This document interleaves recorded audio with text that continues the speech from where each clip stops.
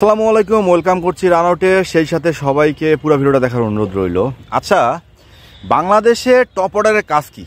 বাংলাদেশের top order ব্যাটসম্যানদের দলের মধ্যে কাজ কি? তারা কি আদাও রান করতে জানবে? তারা কি আদাও রানে ফিরবে? আরে ভাই, এত বলার পর, এত খবরের পর, এত কিছু করার পর পানির মতো পরিষ্কার মন আপনাদের কেন হয় না রে ভাই?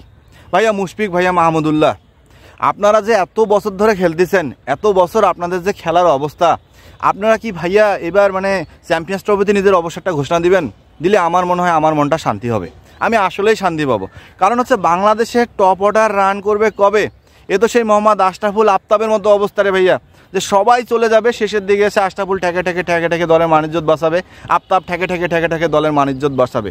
চ্যাম্পিয়ন্স ট্রফিতে যে আমাদের একটা উজ্জ্বল সম্ভাবনা ইন্ডিয়া আমাদেরকে তৈরি করাই দিল, যে পাকিস্তানকে হারাই বিদায় করে দিছে, আমরা যদি নিউজিল্যান্ডকে হারাইতে পারি তাহলে আমাদের সেমিফাইনালে যাওয়ার মতো একটা অবস্থা থাকবে। সব কিছু বিবেচনা করে, সব কিছু অঙ্ক কষে আমরা তো আগাইতে পারতাম।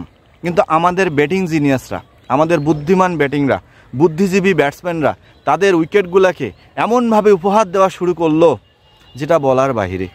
আমাদের ওপেনিং পেয়ার কবে রে ভাইয়া, কবে তোদের আমি ওপেনিং পেয়ার দেখবো ভালো একটা দলের বিপক্ষে, শক্ত একটা দলের বিপক্ষে, যে তোরা বিনা উইকেটে 100 বা 150 রানের একটা পার্টনারশিপ করছিস, বা দুইজন ওপেনারই আমার সেঞ্চুরি করছিস?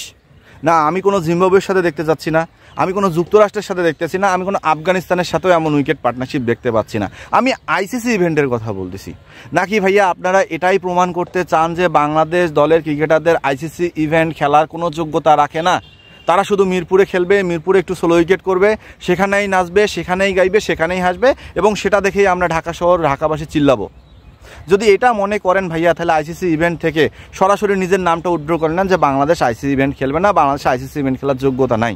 কারণ এত সুন্দর উইকেট, যে বলারকে কুত্তাও চেনে না নিউজিল্যান্ডের, আমি তো পরের কথা, আমি তো চিনি না, সেনেটা যদি এইটা পাঁচটা উইকেট পাইতো টপ অর্ডারের, আমার মনটা শান্তি হইতো।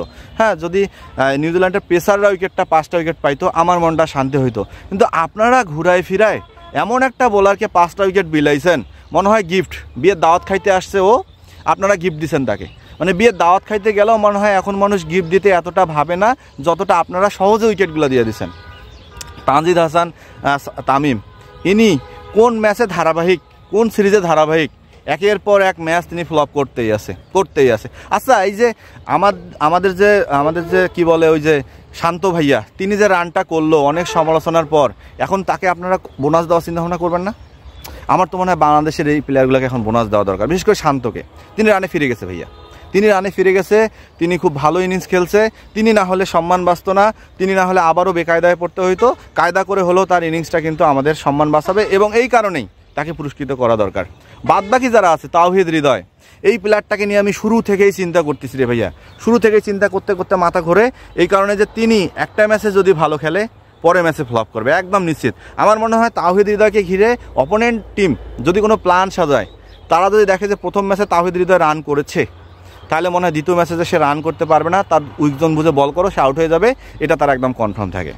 কারণ আমি যদি বাংলাদেশ টিমের অপোনেন্টে খেলতাম, তাওহিদ হৃদয়কে আমি সেভাবেই সাজাইতাম। তো এখন কথা হচ্ছে রে ভাইয়া, বাংলাদেশ দলের টপ অর্ডারের কাজ কি?